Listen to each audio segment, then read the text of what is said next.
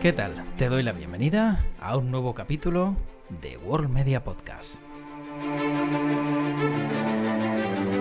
Y nuevamente toca hablar de aniversario. 30 años hace ya desde que, vimos a esos dinosaurios hacernos temblar en la gran pantalla. 30 aniversario de Parque Jurásico. Y claro, hablamos de dinosaurios y uno pues echa la vista atrás y dice, oye, pues mira, me considero un poco dinosaurio porque recuerdo esa película, verla en el cine. Y hombre, a ver, tampoco es que uno sea tan viejo, pero es que 30 años han pasado volando. Y sin duda es una película que aunque haya tenido, pues a posteriori, ¿no? Diferentes ediciones, diferentes versiones, etcétera, etcétera. La primera, como suele pasar con todo lo bueno, es la que recuerdas con mayor claridad. Bueno, y como siempre de este aniversario y del mundo del cine vamos a hablar con nuestro buen amigo Manu Díaz, que nos trae seguro mucho al respecto sobre Parque Jurásico.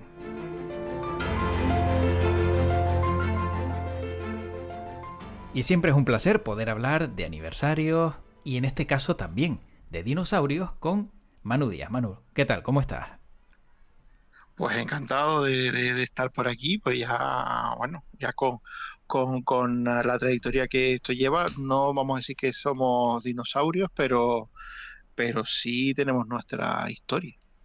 Sí, la verdad que mejor decir que tenemos nuestra historia a decir que somos dinosaurios, porque eso ya suena todavía más viejuno todavía, ¿no? Porque claro, Manu, ¿cuándo se podría considerar uno que es un dinosaurio? Cuando ya tiene una edad bastante avanzadita, ¿no? Cuando se convierte en petróleo.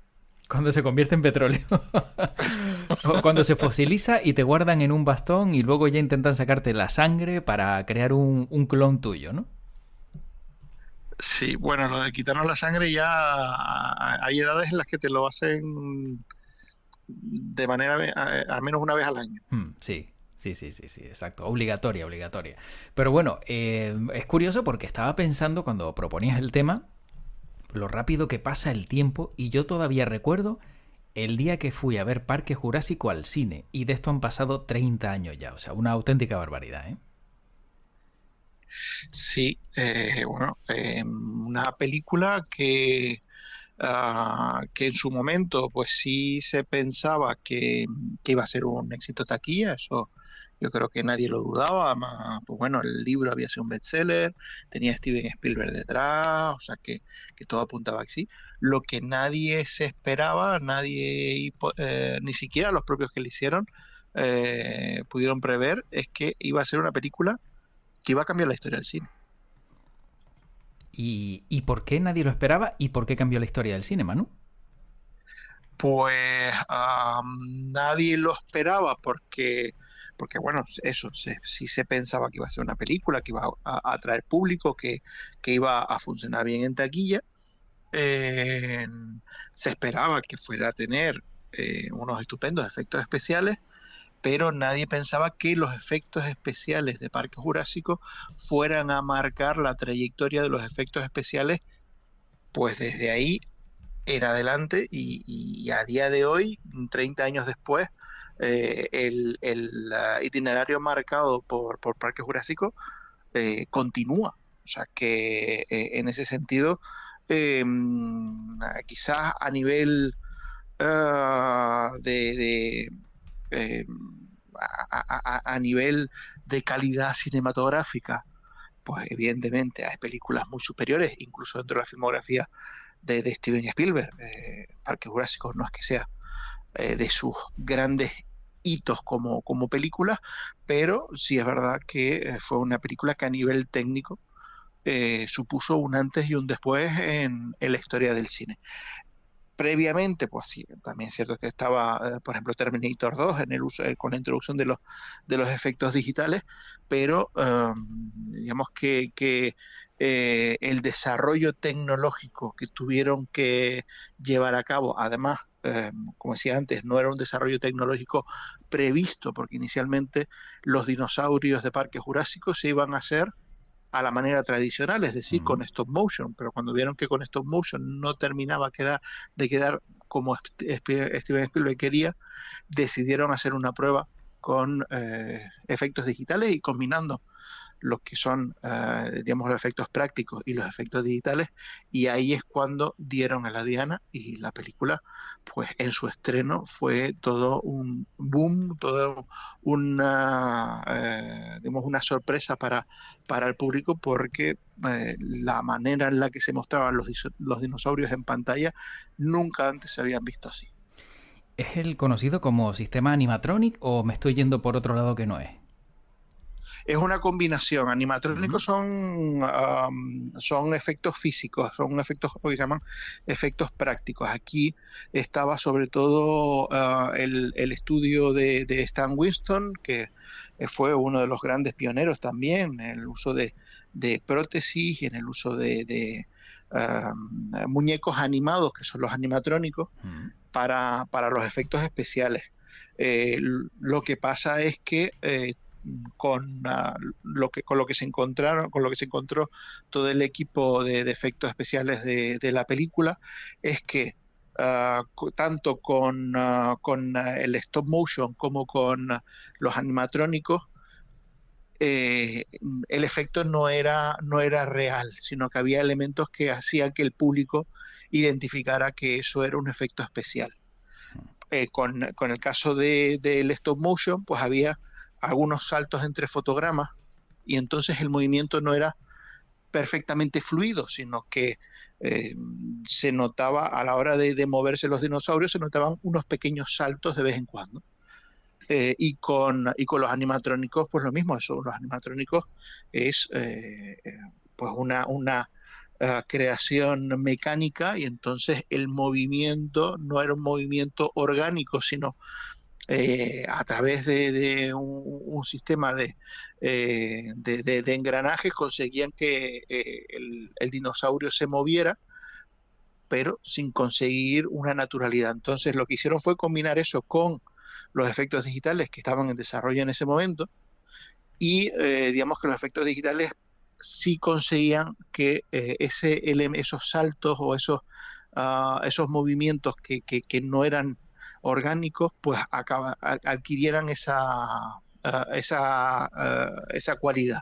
Ujú. Entonces, aparte de poder introducir un dinosaurio a escala real en el mismo plano en el que hay está uno de los actores de carne y hueso. Recordemos pues ese momento clave de la película cuando ellos entran con los jeeps y el personaje de Sam Neill coge la cabeza de Laura Dern y se la gira para que vea el brontosaurio y de repente vemos en el fondo del plano vemos al brontosaurio de cuerpo entero y en el frente tenemos a Sam Neill, los dos en el mismo plano y sin que se note el truco.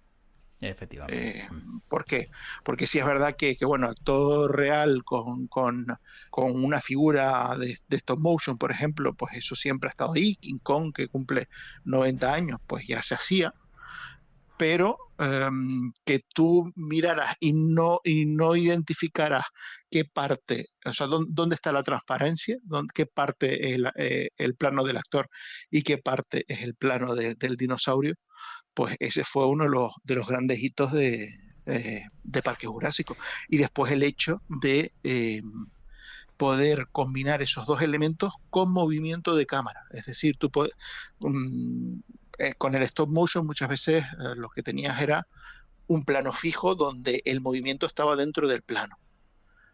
Como pasaba antes, por ejemplo, antes de La Bella y la Bestia, Ujú. las películas de animación, los planos eran estáticos, el movimiento era dentro del plano y para hacer un movimiento de cámara tenías que hacer uso de montaje, cambiar de plano, cambiar. Con la llegada del digital, tú ya puedes hacer que la cámara se mueva y que los elementos animados se mantengan dentro del plano. Y eso fue también otra de las aportaciones de Parque Jurásico a nivel técnico. Y entonces, pues eso, las persecuciones, las famosas persecuciones de los niños con los velociraptores, pues tú podías mover la cámara porque sabías que después a poder integrar el animatrónico dentro del plano. Eso con stop motion no se hubiese podido hacer.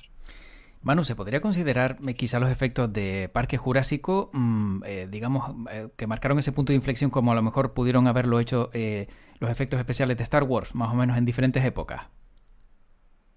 Sí, sí, perfectamente. Además es curioso porque muchos de los profesionales que lograron el hito de los efectos especiales de Star Wars son los profesionales que trabajaron en Parque Jurásico. Vale. Porque estamos hablando de ILM, Industrias Light and Magic, que fue la empresa que creó George Lucas para los efectos especiales de Star Wars, que durante, pues, digamos, finales de los 70, los 80 y gran parte de los 90 fue la empresa de efectos especiales puntera en Hollywood, y evidentemente ellos son los que dieron el paso de gigante que supuso para efectos especiales la primera trilogía de Star Wars, y son también los que generaron el paso de gigante en efectos digitales que supusieron tanto Terminator 2 como Parque Jurásico.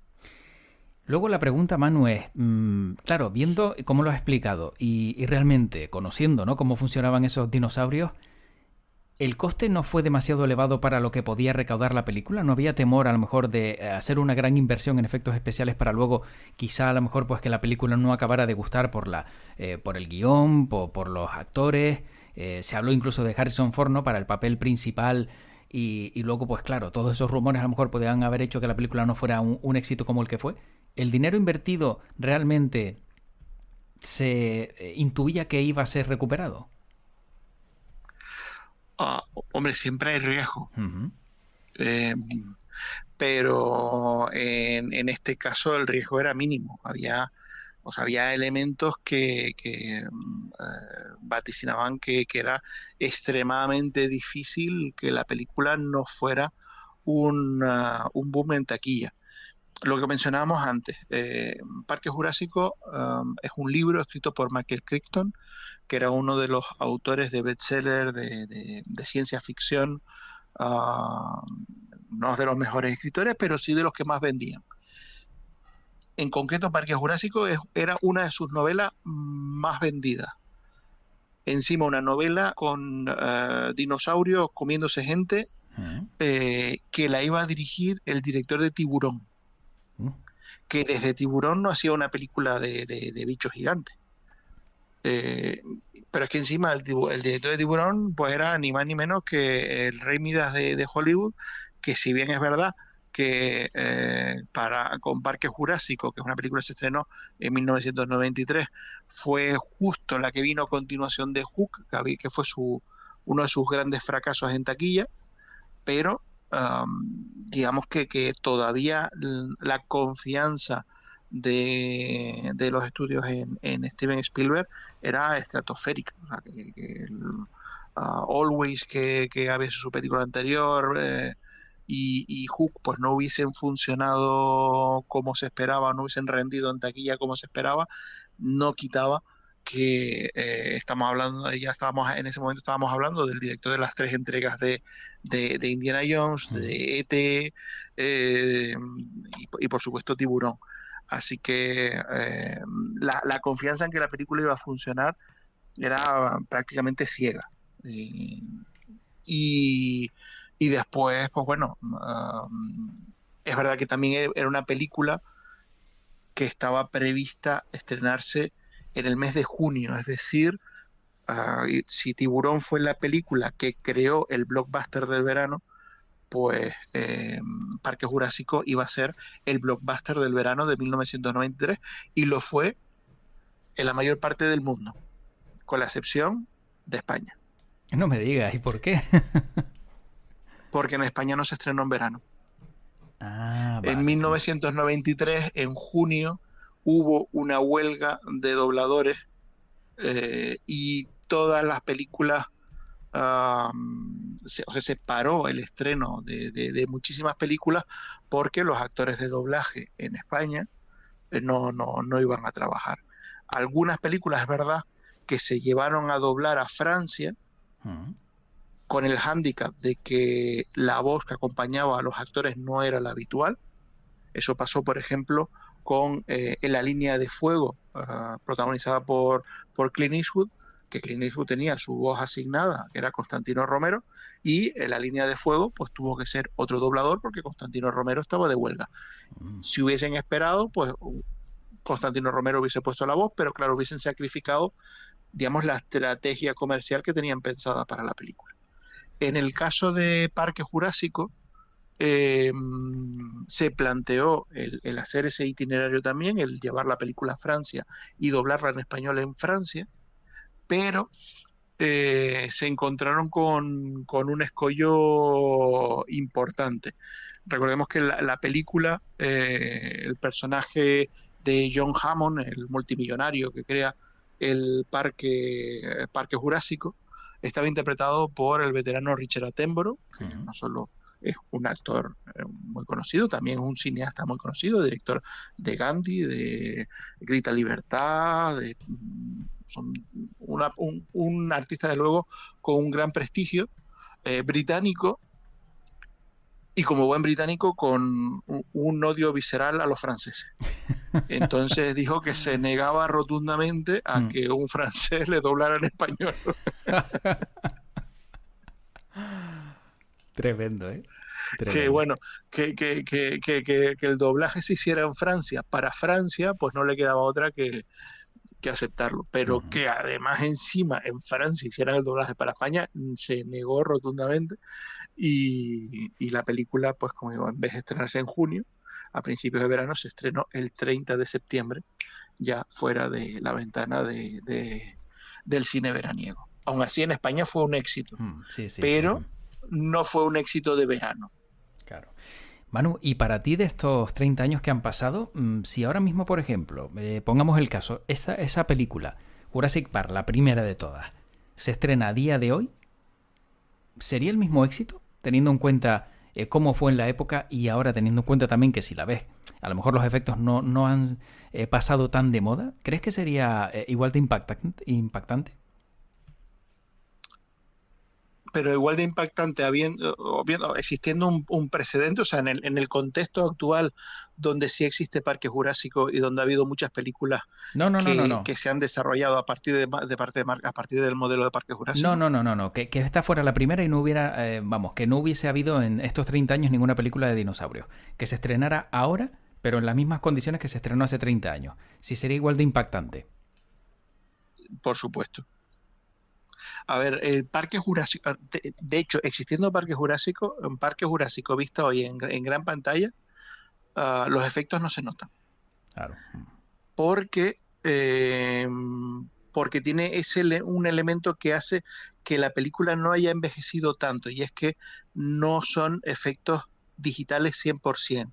Es esa combinación que decíamos antes entre el efecto práctico y el efecto digital. Entonces, los efectos prácticos no envejecen tanto como los efectos digitales, porque los efectos digitales en estos 30 años han tenido una gran evolución y nuestro ojo se ha educado a identificarlo, pero esa combinación de efecto práctico y efecto digital todavía engaña a la vista. ¿Qué es lo que sucede? Que en estos 30 años, por supuesto, las texturas, o sea, lo que es puramente digital se ha mejorado, y lo que se ha hecho es multiplicar el número de dinosaurios por película. Hmm. Aquí, al final, si cuenta, realmente no salen tantos dinosaurios. O al menos no salen tantos dinosaurios con, digamos, una presencia protagonista en pantalla. Pero están bien diseminados y claro, al ser la primera, pues claro, cuando ya se te estaba yendo el efecto de asombro del primero, te llegaba el segundo. Claro. Eh, a día de hoy, si vemos, por ejemplo, las últimas entregas de la saga, toda la trilogía de Jurassic World, muy probablemente dentro de 10 años los efectos de Jurassic World van a estar más desfasados que los de Parque Jurásico, en el sentido de que habrán envejecido peor, eh, pero es una película que tiene más bichos en pantalla. Entonces, Mm. el valor acumulativo, pues es algo que quizás, en este caso, si la película Parque Jurásico, la primera, para el público actual, funcionaría peor en el sentido de que el público a lo mejor no se sentiría tan satisfecho con el número de dinosaurios que aparecen en pantalla. Claro. Le parecería que es poquita cosa, pero no por la calidad de los efectos. Manu, ¿y dónde está la localización de la isla donde se encuentra ese parque? Porque aunque lo hemos visto en documentales, salió en reportajes en la época, 30 años después, seguramente cuando alguien ve la película y ve cuando llegan en el helicóptero y se acercan, se preguntan ¿dónde está esto? Y bueno, realmente aunque solo sea una localización cercana, luego ya el parque en sí, a lo mejor que no exista allí, pero ¿dónde? No sé si recuerdas dónde estaban exactamente. Bueno, realmente son diferentes sitios. O Ujú. sea, la isla, lo que es la isla Nublar, son diferentes sitios. Es la magia del cine, que tú ruedas en diferentes partes, pero manteniendo, digamos, una cierta coherencia de localización y creas un espacio que no existía previamente. Te recuerdo que el puente colgante de Indiana Jones y el Templo Maldito eran tres localizaciones geográficas diferentes, el mismo puente. Vaya. En el caso, Mm. en el caso de la isla Nublar, son diferentes islas de Hawái. Vale. Eh, Ujú. ya, digamos, de eso, de las islas que conforman el archipiélago, pues hay partes se rodaron en una, partes se rodaron en otra, pero sí, en este caso es Hawái, donde se rodó gran parte de lo que son las localizaciones o los exteriores de Parque Jurásico. Después, pues hay cosas que se han rodado en estudios. Mm. Y, y después, pues bueno, hay otros espacios, por ejemplo, la excavación arqueológica donde está el personaje de Sam Neill, pues evidentemente eso no es Hawái. Pero lo que son los exteriores de la isla Nublar, son localizaciones de Hawái. Y Manu, es cierto porque también viendo curiosidades, por ejemplo, para los diferentes sonidos también tuvo mucho que ver, ¿no? El que, claro, un dinosaurio no sabemos, nunca hemos tenido la oportunidad de conocer cuál es su sonido real, pero por ejemplo, el sonido del velociraptor yo creo que es uno de los más característicos y más incómodos. Y según dicen, se usaron para este sonido delfines, morsas y gansos. Sí, hombre, en este caso, claro, ahí estamos hablando de efectos de sonido. Ahí Ujú. el sonido lo podemos dividir en dos apartados. Además, por ejemplo, en los Oscars hay dos categorías de sonido. Una es el montaje de sonido, que es como tú coges los sonidos y los integras para crear la banda de sonido. O sea, lo que es la banda sonora de la película tiene la parte de la música, la parte de los diálogos y los efectos de sonido. Pues ese montaje de cómo lo integra, y después están los efectos de sonido que pueden ser efectos reales, grabados de la naturaleza o del mundo real, y después pueden ser efectos creados, que es pues o bien haciendo pasar un sonido por otro, o combinando sonidos para crear algo que previamente no existía. En el caso de lo que tú comentas, el sonido que hacen los dinosaurios, pues lo que se hizo fue eh, combinación de diferentes tipos de sonido de acuerdo a las características de cada animal. Ujú. En el caso de los velociraptores, también había un elemento fundamental en la historia, y era que el personaje que interpretaba a Sam Neill, pues tenía la teoría de que realmente la evolución de los dinosaurios fue hacia los pájaros. O sea, que los pájaros son, digamos, las aves son, digamos, lo que nos ha llegado dentro de la evolución de los dinosaurios, lo que nos ha llegado hoy en día son las aves. Entonces el velociraptor tenía que tener en su sonido algún elemento que recordará, pues, un graznido de algún ave. Ujú. Y esa fue la combinación de sonido, iba con intención de que hubiese ese componente. Claro. Manu, para ir terminando, aunque claro, es que son 30 años y es una película mítica y tendríamos yo creo que dedicarle dos, tres capítulos a Parque Jurásico, por lo menos a la primera, pero para ti, ¿qué es lo mejor de la película? Desde tu punto de vista, ¿qué es con lo que tenemos que quedarnos? Que a lo mejor es un detalle que ha pasado desapercibido, pero que es importante tener en cuenta. Bueno, yo creo que yo, mira, te confieso que como lo decía antes, no me parece la gran película de Steven Spielberg. Yo, si te fuera a hacer un ranking de mis películas favoritas de Spielberg, Parque Jurásico no estaría entre las primeras, pero sí creo que lo que comentábamos antes, a nivel técnico, es una película fundamental para entender el cine de los últimos 30 años. Eh, y en ese sentido yo creo que su legado histórico, su relevancia histórica va por ahí. Eh, y, y después, eh, claro, es una película como pasaba con Desafío Total, esas películas que suponen, digamos, el cambio entre finales de la década de los 80 y los primeros años de los 90, es el salto a nivel tecnológico los efectos prácticos a los efectos digitales. Entonces, claro, hablamos de los efectos digitales de Parque Jurásico porque fue el paso de gigante hacia adelante, pero los efectos prácticos de la película estaban, digamos, en el summit de su capacidad. O sea, recordemos que la persecución nocturna con el Tyrannosaurus Rex, había un Tyrannosaurus Rex construido animatrónico.